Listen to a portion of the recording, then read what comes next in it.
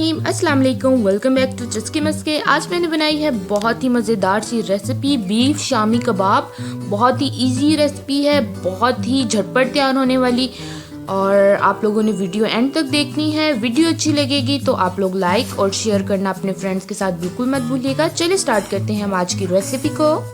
ये मैंने ली है चने की दाल, एक बाउल लिया है। इसको अच्छी तरीके से आपने साफ़ कर देना है ताकि इसके अंदर कोई भी पत्थर वगैरह ना रहे या गंद ना रहे। आपने इसको अच्छी तरीके से साफ़ करना है। 15 मिनट भिगोना है। ये मैंने सब कुछ करके आप लोगों को दिखा रही हूँ। 15 मिनट मैंने भिगो दिए थी। अब ये इस तरह से तैयार है। ये मसाले चंद इस्तेमाल करूँगी मैं इसमें, जिसमें है 1 टेबलस्पून ज़ीरा, 1 टेबलस्पून सूखा धनिया, इसको हल्का हल्का कूट लिया है मैंने। आधा टीस्पून मैं ले रही हूँ हल्दी, 1 टेबलस्पून लाल मिर्च पाउडर और 1 टेबलस्पून ही नमक।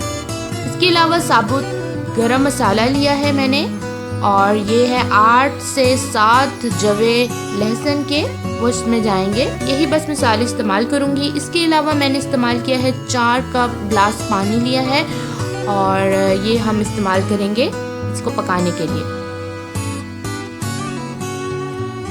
ओके, ये गोश्त है, 1 किलो गोश्त है बीफ का। इसको मैंने अच्छी तरीके से साफ़ कर लिया है, और आप लोगों को पता ही है स्मेल आती है और गंद भी होता है, तो इसको मैंने बॉईल कर लिया है अच्छी तरीके से। आप लोग भी बॉईल करके ही यूज़ करें क्योंकि एहतियात ज़रूरी होती है। तो ये मैंने बॉईल कर लिया था। इसके बाद मैंने जो ग्लास है 4 ग्लास पानी, वो मैंने बीच में डाल दिया है। उसके अलावा मैंने जितने भी मसाले थे जो मैं आपको पीछे दिखा चुकी हूँ, वो सारे मैंने मसाले इसमें डाल दिए हैं। उसके बाद मैंने डाला है 1 बाउल चने की दाल, जो मैंने बिल्कुल भिगो के रखी हुई थी। उसके बाद हमने प्रेशर कुकर बंद कर देना है। 15 से 20 मिनट लगाने हैं प्रेशर कुकर में। उसके बाद ये इस तरह से तैयार हो चुका है। आप देख सकते हैं ये कितने अच्छे तरीके से गल चुका है सब कुछ। और ये बहुत गर्म है, इसलिए मैं आप लोगों को पकड़ के नहीं दिखा सकती, लेकिन आप लोगों को ज़रूर दिखाऊंगी कि ये देखिए गोश्त कितने अच्छे तरीके से गल चुका है और ये बिल्कुल रेडी हो चुका है। और आप देख सकते हैं ये देखिए कितने अच्छे तरीके से ये गल चुका है गोश्त और अलहदा हो चुका है, यानी हमारा 20 से 15 के दरमियान में बिल्कुल परफेक्टली तैयार हो चुका है। उसके बाद आपने इसको ग्राइंड करना है।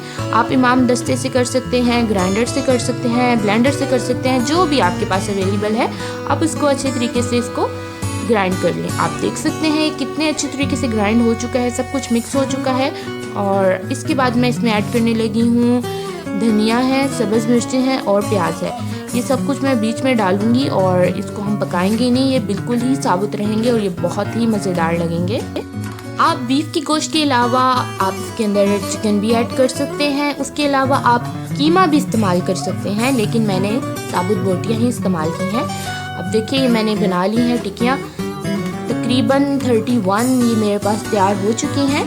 और ये फ्रीज़ भी कर सकते हैं आप इस तरह से शॉपर रख के, और इस तरह से आप तहे लगा लगा के फ्रीज़ करें और काफ़ी दिन आपके निकल जाएंगे। और बच्चों को लंच बॉक्स में दें, क्योंकि आजकल क्वारंटीन का सीज़न ख़त्म हो चुका है, तो अब आप बच्चे स्कूल जा रहे हैं तो आप इस तरह से बना के रखिए। थिकनेस आप देख सकते हैं 31 मेरे पास तैयार हो चुकी थी। अब मैं आपको तल के बताती हूँ। ये मैंने 1 अदद अंडा लिया है, इसको अच्छी तरीके से बीट करके, और तवे के ऊपर मैंने ऑयल डाला है तलने के लिए, और इस तरह से आराम आराम से ये मैंने तकरीबन बनाए हैं। और आप लोग ज़रूर बनाएं और सर्व करें, अपने बच्चों को लंच बॉक्स में दें। इवन आप फ्रीज भी करें और 1-2 महीने तक आप बिल्कुल इजीली इसको इस्तेमाल कर सकते हैं।